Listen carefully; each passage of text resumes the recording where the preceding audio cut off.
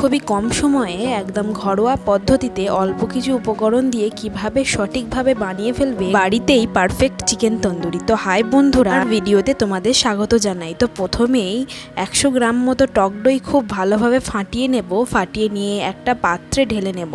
তারপরে একের পর এক মশলা দিয়ে দেব আদা রসুন বাটা, হলুদ গুঁড়ো, তারপরে দিয়ে দেব লঙ্কার গুঁড়ো। এটা তোমাদের ঝালের পরিমাণ হিসেবে দেবে। তারপরেই দিয়ে দেব কাশ্মীরি লঙ্কার গুঁড়ো।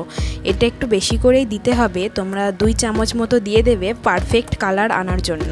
তো তারপরেই মশলা হিসাবে দেব ধনিয়া গুঁড়ো, জিরা গুঁড়ো। আর হ্যাঁ, আজকের ভিডিওটা একদমই না স্কিপ করে প্রত্যেকটা টিপস ফলো করো, তাহলে অতি সহজেই তোমরা এই রেসিপিটা বানিয়ে ফেলতে পারবে।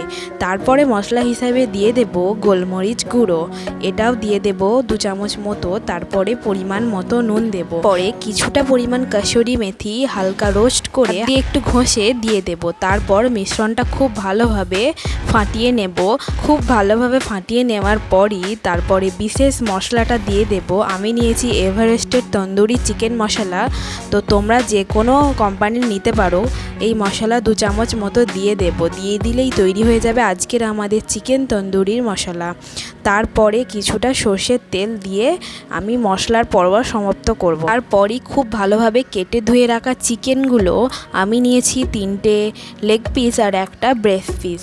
তোমরা যে কোনো পিস নিতে পারো। তো খুব ভালোভাবে কাট লাগিয়ে দেব চিকেনগুলোতে, যাতে খুব ভালোভাবে মশলাটা চিকেনের মধ্যে প্রবেশ করে এবং স্বাদে পরিপূর্ণ হয়। তো একের পর এক চিকেনগুলো মাখিয়ে নিয়েই আমি রেস্টে রেখে দেব প্রায় 4 ঘন্টার জন্য।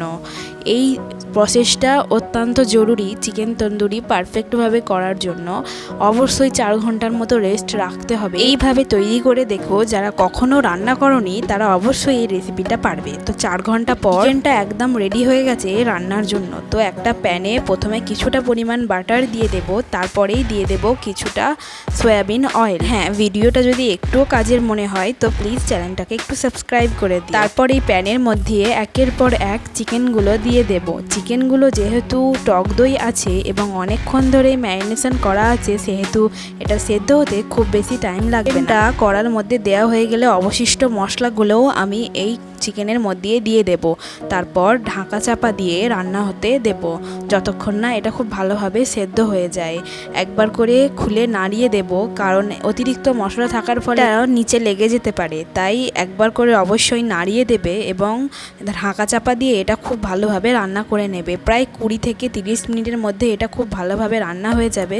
যখনই দেখবে জল শুকিয়ে গিয়ে এরকম তেল বেরিয়ে পড়েছে এবং অবশ্যই দেখবে যে সেদ্ধ হয়েছে কিনা, হওয়ার পরই এটা নামিয়ে নেবে। এবারে পালা এটিকে পুড়িয়ে নেওয়ার, যাতে একটি স্মোকি গন্ধ আসে এবং খেতে দুর্দান্ত লাগে। আমি একটি জালকে চুলার ওপরে রেখে তন্দুরিটা খুব ভালোভাবে পুড়িয়ে নেব। এইভাবে পুড়িয়ে নিলে আমাদের কোনো রকম ঝামেলা ছাড়াই তন্দুরি গ্যাসেই তৈরি হয়ে যাবে। তো একের পর এক চিকেনগুলো ঠিক এইভাবেই পুড়িয়ে নেব এবং সেই কড়াই বা প্যানে যে অবশিষ্ট মশলাটা ছিল সেটা একবার করে এই চিকেনের ওপর ব্রাশ করতে থাকবো। তাহলে মশলাগুলো নষ্ট হবে না, অথচ চিকেন তন্দুরিটাও খেতে খুবই ভালো লাগবে। এইভাবে মশলা ব্রাশ করে করে চিকেন তন্দুরিটা খুব ভালোভাবে পুড়িয়ে নিলেই তৈরি হয়ে যাবে আমাদের আজকের চিকেন তন্দুরি। এই চিকেন তন্দুরিটা যতটা বাইরে থেকে ক্রিস্পি হবে ঠিক ততটাই ভেতর থেকে জুসি হয়। এইভাবে প্রতিটা স্টেপ ফলো করে তৈরি করবে, অবশ্যই তোমাদেরটাও এইভাবে তৈরি হয়ে যাবে। তো ওপর থেকে কিছুটা বাটার লাগিয়ে দিলেই তৈরি হয়ে গেল আজকের আমাদের chicken tandoori. Thanks for watching. আবার দেখা হবে পরের কোনো ভিডিওতে।